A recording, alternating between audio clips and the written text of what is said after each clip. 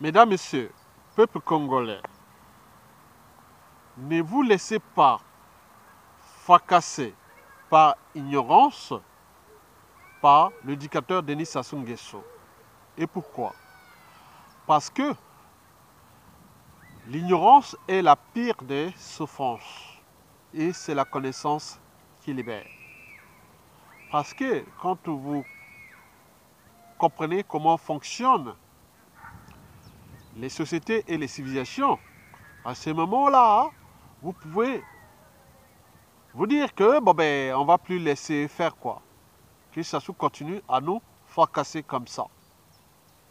Je m'adresse ici aux civils, politiques et militaires congolais. Face à un être mortel et qui va certainement partir et nous laisser ce pays dans une poudrière. Et après lui, combien d'autres victimes? Donc je vais ici faire un peu de la pédagogie. Ce qui a manqué à nous Congolais depuis les indépendances jusqu'à nos jours. Malgré le nombre de cadres civils, politiques et militaires que nous avions eus au Congo-Brazzaville. Bien entendu, la majorité n'est pas que de têtes bien pleines, mais il y a aussi des têtes bien faites. Et c'est à ces têtes bien faites que je suis ici en train d'éveiller leur conscience pour qu'ils puissent partager ce savoir. Parce que, hors la génétique, mais tous nos comportements, à travers nos traditions, cultures, sociétés et civilisations, peuvent être aussi le fait d'entraînement.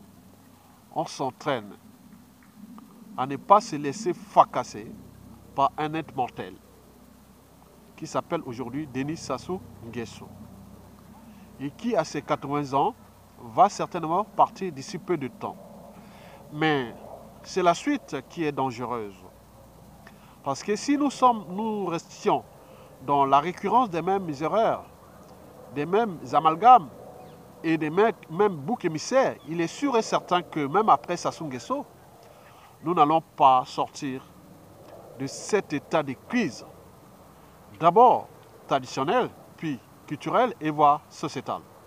C'est-à-dire à travers notre société congolaise, qui malgré les apparences, n'est pas encore entrée dans l'histoire humaine. L'histoire des peuples, des sociétés et des civilisations. Mesdames, Messieurs, peuple congolais, pourquoi Sassou Nguesso est-il en train de nous fracasser en toute impunité? Et pourquoi nous, individuellement et collectivement, nous ne sommes pas capables de le mettre hors d'état de nuire? Et c'est les raisons pour lesquelles je vais ici nourrir ce débat pour que les cadres intellectuels, civils, politiques et militaires puissent prendre leurs responsabilités en tenant compte de ces fondamentaux de peuples, de sociétés et de civilisations. Mesdames, Messieurs, Sassou Nguesso est en train de fracasser le Congo-Brazzaville et le peuple congolais sans qu'aucune réaction ne puisse ou être susceptible d'agir. Et depuis déjà son coup d'État sanglant de 1997 à nos jours, depuis bientôt 23 ans. Mais il est là.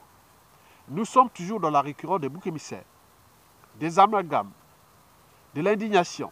Mais il est là.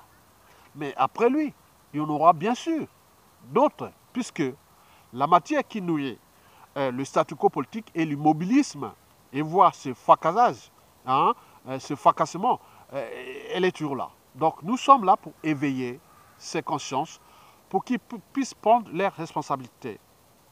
Je l'ai toujours dit que il ne suffit pas d'avoir des bagages, mais il faut savoir là où les déposer. Et les miennes, mes bagages, les miens, je les dépose ici pour les besoins de l'histoire, et du présent et du futur. Parce que le futur ou l'avenir, c'est tout justement le passé et le présent qu'on ignore. Donc je suis là dans le cadre du présent. Et demain, ma vidéo sera dans le cadre de l'histoire. Et ceux qui viendront dans l'espace et le temps diront oui, Aya Toga avait déjà raison. Pourquoi avoir raison? Parce qu'il s'agit bien sûr d'un retour d'expérience de vie. C'est un retour d'espérance de vie et de la réalité et des enjeux majeurs à venir. Mesdames, Messieurs, quand on parle de fracasser, oui, fracasser, c'est un verbe français. C'est un verbe transitif. Fracasser, c'est briser avec violence. Certainement, la personne a peut-être pété un câble. C'est une émotion qui s'exprime par la colère. On a pu par exemple voir un individu péter un câble. Péter un câble en colère, fracasser son propre bien, qui peut être un téléphone en colère, jette par terre ou même arriver à une violence. C'est-à-dire, s'attaquer à une personne et compagnie. Donc, commençons déjà par son propre bien. Donc, il va certainement le fracasser. Et puisqu'il a pété un câble, il est en colère. Bon, il est en colère, bien sûr. Mais ceux qui sont autour me disent, mais attends, mais qu'est-ce qui t'arrive? Et pourquoi on pose cette question, qu'est-ce qui t'arrive? Parce que le doute est déjà dans le questionnement. Le questionnement a un caractère raisonnable. Alors que l'émotion est spontanée. C'est une réaction spontanée. Vous savez, c'est les animaux, c'est la fuite ou l'attaque. Mais nous, il y a d'abord l'émotion et puis le doute, le raisonnement. On se dit, mais pourquoi je fais ça et autres. Donc, il y a un caractère quelque part conscient. L'émotion est subconscient, alors que la raison est consciente. Et donc, on se demande, mais pourquoi tu t'es énervé, pourquoi tu as tout fracassé, et il pourra certainement, après cette émotion, y revenir et dire, non, mais j'ai fait ça parce que j'en avais marre, j'en avais ceci, cela, voilà. Donc, ça m'a pris une colère et autres. Alors que pour les neuroscientifiques ou les psychologues et tous ceux qui étudient les sciences du cerveau, ils vont dire, non, mais monsieur, vous n'arrivez pas à gérer vos émotions, quoi. Pourquoi vous avez pété ces câbles-là? Bien sûr, c'est une réaction naturelle. Mais par contre, quand on parle de fracasser avec violence dans le cas d'un bien commun, et à ce moment-là, ça arrive le souci. Et on s'est dit, bon, mais certaines personnes disent, non, mais monsieur, vous n'avez pas le droit de fracasser ça parce que c'est un bien commun. Et donc on rentre dans le doute. Que, bon, ben, si c'était que tes affaires, bon, ben, toi-même, tu vas le payer et autres. Mais là, il s'agit d'un bien commun. Le Congo-Brazzaville, le peuple congolais, c'est un bien commun. Mais pourquoi laisser libre cours à un individu nous fracasser comme ça? Donc là, on introduit le fait spectateur. Le fait spectateur peut être dans le cas déjà du premier cas, que monsieur, avec son propre bien, il est en train de le fracasser parce qu'il a pété un câble. Et donc, on se dit, bon, ben, il a pété un câble, mais pourquoi il n'est pas raisonnable? Et pourquoi ceci? On peut dire, non, laisse tomber, il ne fait pas faire ça. Bon, bref. Mais dans le cas des biens communs, le fait spectateur peut être ici que, bon, ben, on laisse faire quoi. Par exemple, un individu peut être là en train de fracasser un autre individu et les autres sont là en train d'observer. Mais il arrive dans des situations que d'autres disent non, c'est pas possible. On ne peut pas laisser ça comme ça. Et l'effet spectateur est bien étudié et argumenté d'ailleurs en psychologie, même surtout dans la psychiatrie. Dans la psychiatrie, on dit, bon, ben, est-ce que cette personne est consciente de ses actes et de ses habitudes et de son comportement? Mais quand on est là, on va s'interroger. Donc, le fait spectateur que nous sommes aujourd'hui face à un dictateur qui ne fait qu'à sa tête et qui est en train de fracasser ce pays, bien sûr qu'il a subtilisé tous les moyens de l'État de manière injuste. Ces moyens sont colossaux. Les renseignements intérieurs et extérieurs, l'administration judiciaire, la sécurité publique, que ce soit la police, la gendarmerie, n'oublions pas les armées, la défense nationale, les comptes publics, les administrations, les ressources naturelles, la diplomatie et autres à un individu et qui est en train de nous fracasser. Et c'est ça le souci. Mais pourquoi on les laisse faire? Parce que sur ce plan, nous sommes quelque part dans l'effet spectateur. Donc un seul individu s'accapare de tous les moyens et il est en train de là. Et le problème, c'est que au lieu de savoir que c'est lui qui est le dénominateur commun de notre souci, et nous on préfère s'attaquer à nous-mêmes. Et lui, il reste tranquille, puisqu'il est des dénominateurs communs, mais on n'est pas capable de savoir que c'est lui qui est le problème. Et donc, je reviens dans le cas d'un proverbe chinois, qu'il avait pourtant dit que dans toute organisation, et qu'elle soit État, entreprise ou association, quand il y a un dysfonctionnement, c'est toujours celui qui a la tête qui en est responsable. Le poisson pourrit toujours par la tête. Donc, on parle de chaîne de responsabilité. Il commence déjà par la tête. Avant de trouver toute la chaîne, dans le cas de l'environnement politique au Congo, la tête, c'est d'abord Sassou Nguesso, qu'il soit président de fait ou autoproclamé autre, c'est lui le responsable. Avant d'attaquer toute la chaîne des responsabilités, c'est-à-dire son clan, ses enfants, ses dignitaires, ses courtisans et tous ceux qui sont venus au mangeoir de cette omelette congolaise pour l'exploiter simplement.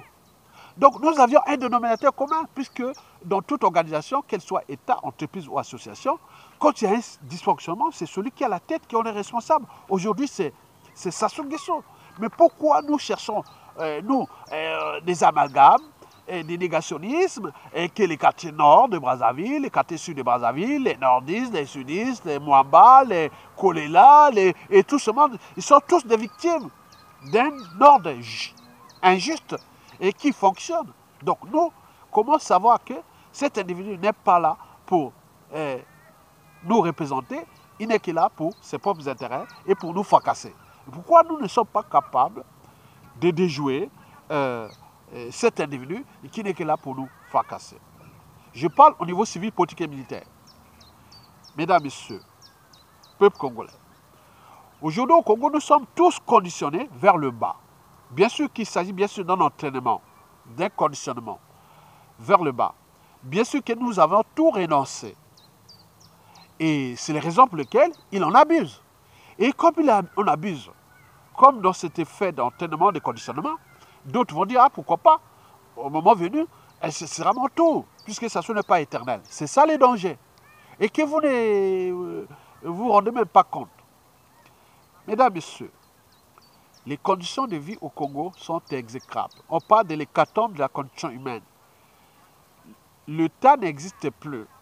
Il s'agit bien sûr d'un État clan, Sassou Nguesso, d'un État tribu Boshi, d'un État dignitaire de Sassou Nguesso. Bien sûr, sous invitation de lui-même, qui dit que dans le fait spectateur, vous devez me soumettre à moi. Et donc, comme dans la nature, entre les dominants et les dominés, entre les proies et prédateurs, donc lui devient le prédateur, lui devient le dominant, avec les moyens de l'État, mais qui n'existe pas ce genre de comportement dans les sociétés constituées, où il y a des règles, communes, institutions, constitutions, armées, défense, qui sont là qu'à un moment donné, quand les intérêts de notre peuple sont en danger, l'armée reste les remparts, mais quelle armée? Donc, on se questionne. Donc, on tourne au rond, sans le savoir que le problème n'est pas ces institutions ni le peuple, les territoires. Le problème, c'est d'abord cet individu et qui en abuse de cette société congolaise qui n'est plus constituée. Elle est désormais destituée. Et par qui? C'est par nous-mêmes, c'est pas Sassou Nguesso. Sassou Nguesso n'est rien sans nous. Bien entendu, la nature a horreur du vide. Et donc, c'est nous qui les laissons faire. Et pour après lui, combien d'autres victimes? Mesdames, Messieurs, essayez un peu de reformuler le questionnement. Au vu de des conditions sociales exécrables. Et si on remplaçait les Congolais, par exemple, par les Arabes, ou les Blancs européens ou occidentaux, ou par les Asiatiques, ou un Indo-Pakistanais, autres, au vu de la condition exécrable de l'eau, de l'énergie, de la mobilité, du cadre de vie, est-ce que Sassou Nguesso serait encore là au pouvoir? Mais pourquoi cela? Ce n'est pas que chez nous, mais parce que les peuples à travers le monde n'ont pas les mêmes valeurs. Nous n'avions pas les mêmes valeurs. Parce que si on avait les mêmes valeurs, il est sûr et certain que Sassou ne sera plus là. Mais pourquoi il est encore là? Parce que on revient sur ce que je vais vous définir. Il ne s'agit pas d'introduire des mécanismes génétiques dans le sang. Le courage, la liberté et tout compagnie, c'est dans le sang. Les peuples qui sont libres Ils l'ont certainement mérité. Parce que la liberté, c'est quoi?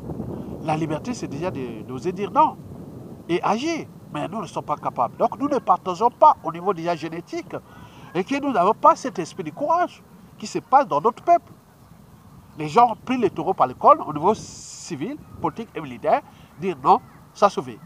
Mais nous, on s'est dit, on cherche les boucs émissaires et tout compagnie.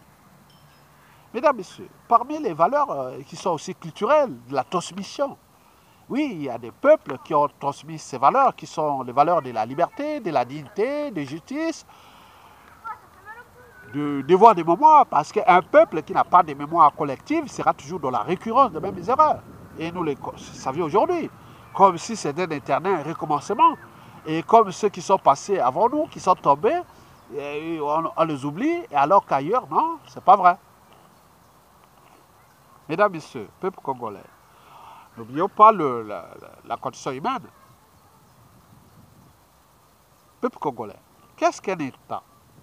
Un État est défini par son territoire, ses institutions et le peuple. Or, nous, peuple, on a tout renoncé à ces fondamentaux de défense des institutions. On a pu, par exemple, voir en 2015, puis pendant le hold-up électoral de 2016, où un président élu est emprisonné et que nous sommes là en train de s'indigner, sans agir, on alimentait les amalgames et tout compagnie. Et pourquoi? Parce qu'un peuple qui a tout renoncé sera certainement victime des gouvernants de loups, comme le cas de Sassou Nguesso, mais après lui. Mesdames, Messieurs, peuple congolais, la problématique ici est d'abord le thème d'humanité, d'individus, de citoyens, de peuples, de sociétés et de civilisations à l'échelle congolaise. Alors, quel est l'enjeu? L'enjeu est d'abord les conditions existentielles. Oui, l'accès à l'eau potable, à l'énergie, au cadre de vie, à la sécurité, aux soins, à la nourriture, à l'éducation, à l'emploi, au pouvoir d'achat et compagnie. Mais si vous ne savez pas défendre ça, qu'est-ce que ça sert d'être un peuple? Mesdames, Messieurs, commençons déjà par l'humain. L'humain a déjà franchi certaines barrières qui sont celles déjà de la raison. De douter, de dire non, ce n'est pas possible. Donc je doute, je me suture et j'agis. On est bien d'accord? Et l'humain est aussi esprit critique. Donc moi je peux me dire que ce n'est pas possible. Donc je peux critiquer un régime politique sans mort d'ordre, parce qu'on doit additionner et multiplier les talents, les bonnes volontés. Mais nous, on est dans la soustraction et de la division. Bien sûr qu'on n'a pas encore franchi ces barrières. Quelque part, on croit qu'on est humain, mais on n'est pas humain, quelque part. Et malgré les apparences, oui, il y a aussi la conscience de nos actes, habitudes et comportements. Il y a la conscience identitaire. Vous mettez un gorille à dos argenté devant un miroir, il va certainement attaquer son reflet. Mais nous, en tant qu'humains, on peut dire, oui, mais j'ai vieilli, je suis comme ça, comme ça. C'est qu'on reconnaît qu'on est humain. Les autres sont différenciés, les arbres et autres. Mais il y a aussi la conscience psychologique liée à la raison, puis morale, c'est-à-dire la barrière entre le bien et le mal. Mais faut-il avoir un peuple capable ou des citoyens, ou même des hommes politiques, intellectuels autres, qui ont compris ce sens de la barrière des valeurs morales. Le problème de Sassou Nguesso n'est pas seulement politique, mais il est aussi moral, entre le droit et la morale. Sous quel droit a-t-il le droit de faire ça aux autres, sans que nous puissions individuellement, collectivement, prendre nos responsabilités, tant au niveau civil, politique et militaire? Sinon, ça cesserait. Oui, hormis la raison, l'esprit critique, la conscience, parce que chez nous, en critique, c'est la mort assurée. On est d'accord? Et donc, comment allons-nous ensemble repenser ces équilibres-là? C'est tout le questionnement. La problématique éducation est ici posée. Mais l'éducation avec quel peuple? Eh bien oui, avec quel peuple? Donc, nous n'avions pas de peuple. Le peuple que nous avions, c'est des peuples qui sont soumis, ils sont conditionnés un peu à la subordination. Donc, nous devons nous affranchir de cette subordination. Mesdames, Messieurs, peuple congolais, je vous informe que la problématique ici posée n'est pas que seulement politique, économique, sociale, existentielle. Il est de notre profond, de nous-mêmes en tant qu'humains congolais. Et c'est ça.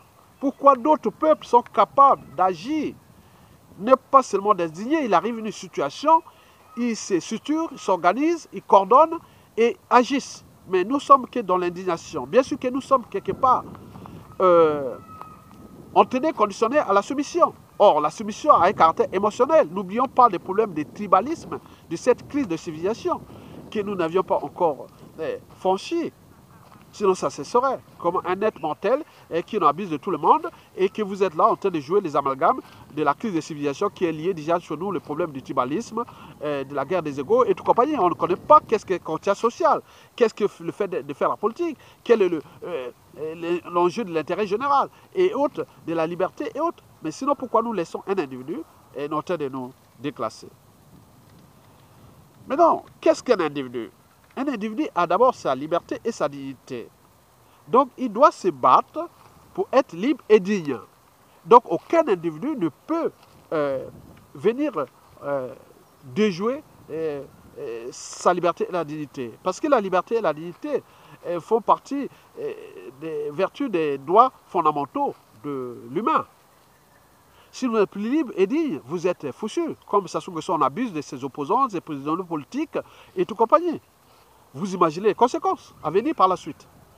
Bon, donc, en tant qu'individu, vous avez votre liberté et dignité à défendre sur différentes échelles ou sur tous les plans qui touchent les catégories socio-professionnelles, que ce soit fonctionnaires, militaires, salariés et autres compagnies. Mais pourquoi vous les laissez faire? C'est ça le questionnement. Et en tant qu'individu, vous pouvez devenir citoyen dans les cas des sociétés constituées. Donc, vous avez des droits et devoirs envers la société et votre nation. Quand votre nation est en danger, en tant que civil, politique et militaire, on doit agir contre un pouvoir, qui soit injuste ou injuste, injuste ou juste. Juste parce qu'on pense que le but de la condition humaine est appliqué. Mais quand il devient injuste, c'est qu'on voit qu'il y a quelque chose qui ne va pas.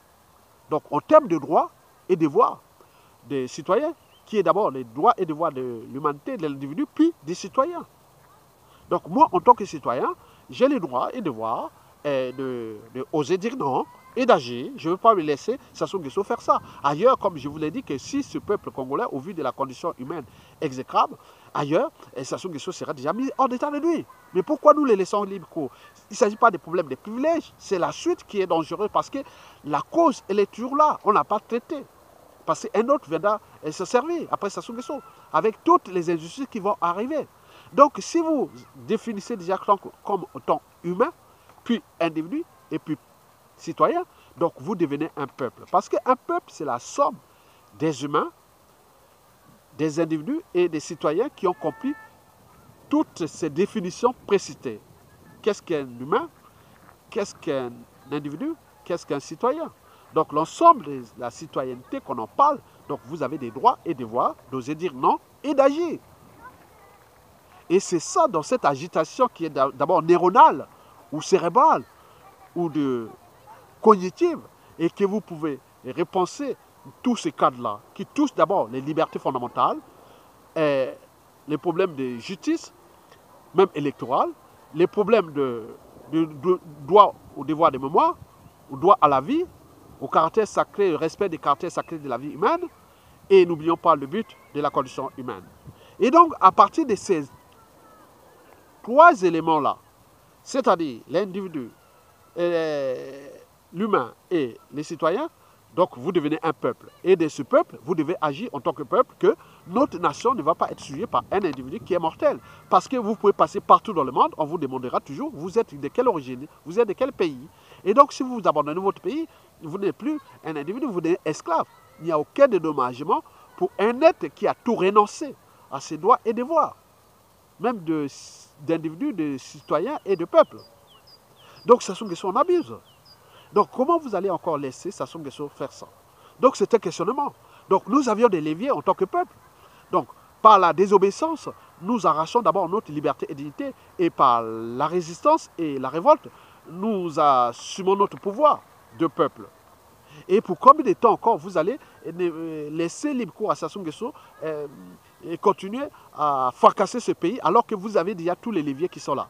Désobéissance civile, ville morte, jusqu'à ce qu'on arrive à un rapport de force et que ça se dégage, que le problème du nord, sud, est, ouest, c'est un non-sens. Parce que si on laissait ces peuples congolais aux mains des peuples arabes, européens et autres, ces problèmes-là ne seraient même pas posés, les tribalistes et autres. C'est moi, je vois que moi j'ai besoin de l'eau, l'eau c'est la vie, et je me situe, je m'organise et je mets tout le monde pour mettre un pouvoir injuste, et mettre hors d'état de nous un pouvoir injuste.